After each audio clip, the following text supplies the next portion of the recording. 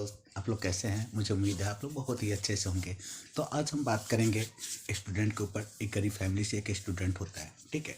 तो वो अपने दिन भर ना, आजकल के जनरेशन में आपको पता ही होगा मोबाइल तो सब कुछ चाहिए होता है। जब से ये ऑनलाइन लॉकडाउन हुआ तो हर आदमी के घरों में ना पढ़ाई के लिए, शिक्षा का एक साधन सा बन गया मोबाइल, ठीक है? तो वो अपना दिन भर क्या करता था, मोबाइल से खेलता था, कभी गेम खेलता था, कभी दोस्तों के साथ क्रिकेट खेलने चला जाता था। और उसकी माली हालत बहुत ही गरीब था। एक रोज़ उसके दोस्त आते हैं उसे बुलाने के लिए, चल दोस्त कहीं घूमने चलते हैं, कहीं बाहर घूम घूम के आते हैं। तो जब उसका दोस्त उसके घर पे आता है तो उसके घर में इतनी सी जगह नहीं होती जो कोई मेहमान आ जाए, कोई आ जाए तो उसको बैठा पाए। और उसके घर में एक बीमार माँ भी होती है, और उसके फादर कहीं फैक्ट्री में, छोटी मोटी फैक्ट्री में दिहाड़ी का काम करता है, वो वहाँ रहता है।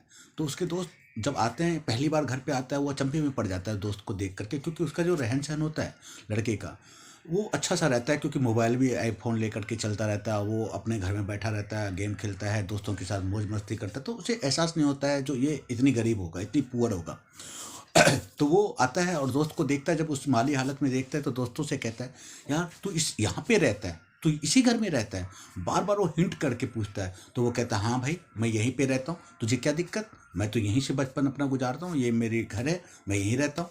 फिर उसके दोस्त काफ़ी देर तक ना चिंतित मुद्रा में बैठ जाता है और सोचता है, फिर कहता है, यार तुम्हारी माँ का तो लगता है बहुत ज़्यादा तबीयत खराब है। बोला, हाँ मेरे पापा शाम को लाएंगे दवाई। फिर मेरी मम्मी का दवाई चलता है, शाम को पापा आएंगे तो फिर दवाई ले आएंगे। बोला, चल घूमने चलते हैं।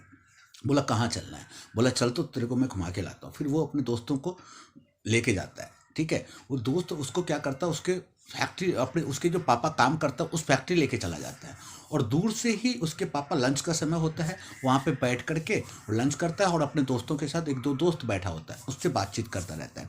कहता है, यार क्या करूँ, मेरी बीबी का ना बहुत ज़्यादा तबीयत खराब है, मुझे इतनी पैसा नहीं मिल पाता है, जो बीबी का शाम का दवाई कैसे लाऊंगा, बच्चे का ट्यूशन का फीस नहीं भर पाया हूँ, उसका स्कूल का फीस भी देना है, और उसके मोबाइल का नेट भी ख़त्म होने वाला था। आज सुबह सुबह जब मैं निकल रहा था तो वो बता रहा था। तो उसके पापा बहुत चिंतित थे। अपने दोस्त से बोला, अगर कुछ हेल्प हो तो कर सकता है? बोला, यार दोस्त, जो तेरा जितना तेरे को मिलता है उतना ही मुझे भी मिलता है, तो मैं कहाँ से तुम्हें हेल्प कर पाऊंगा।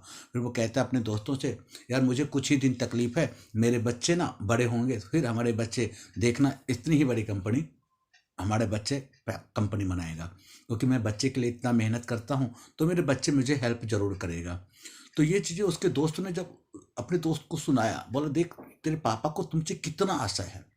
हर माँ बाप को होता है, हर माँ बाप को यही आशा होता है, एक आशा ही जिंदगी है। जो एक जो होता है ना, आपको अंदर से एक आशा रहती है, जो यहाँ से नहीं वहाँ से, वहाँ से नहीं वहाँ से मदद मिल जाएगा।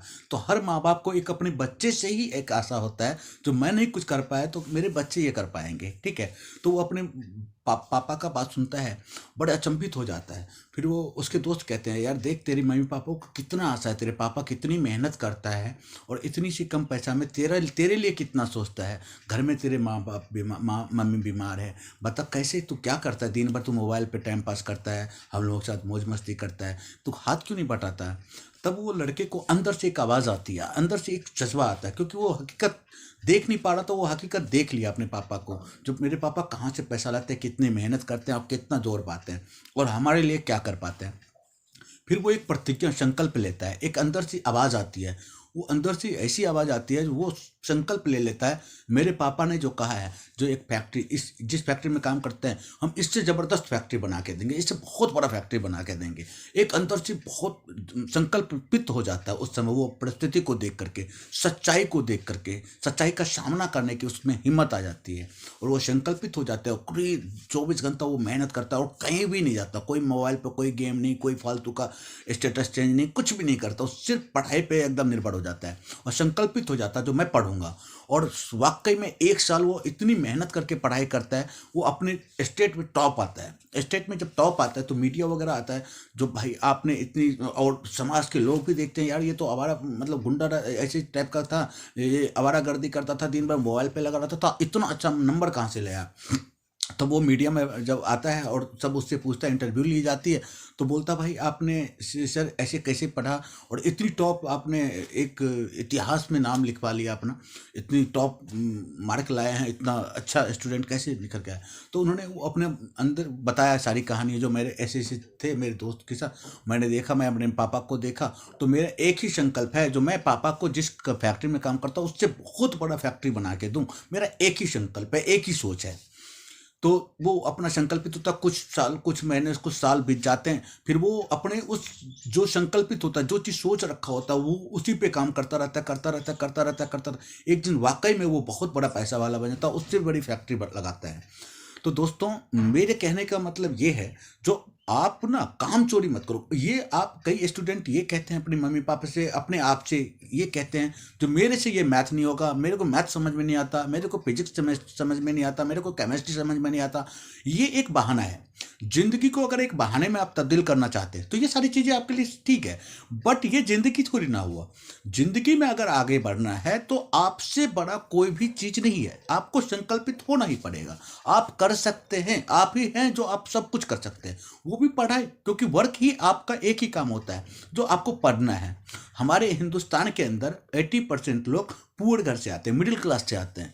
तो हमें इस चीज़ को चेंज करना, हमें संकल्पित होना पड़ेगा। हमें डॉक्टर अब्दुल कलाम का सोच देखना है, जो उन्होंने कैसे पढ़ा। बहुत सारे हमारे सामने इतिहास है, इतिहास गवाह है।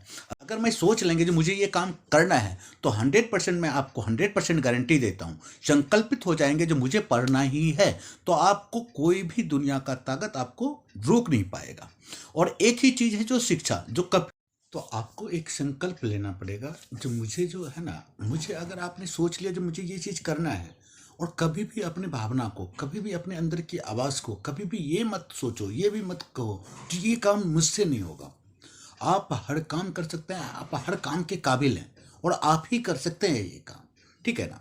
तो हम हर चीज़ को हासिल कर सकते हैं, और अपने लिए नहीं तो अपने मम्मी पापा के लिए बारे में सोचें।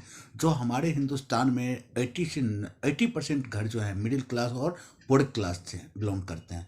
इसीलिए तो मेरे चैनल को सब्सक्राइब करें, लाइक करें, शेयर करें। मेरे चैनल का नाम मोटिवेशनल हब के नाम से है। तो मैं आगे फिर आप लोगों से मिलूंगा। जय हिंद, जय भारत।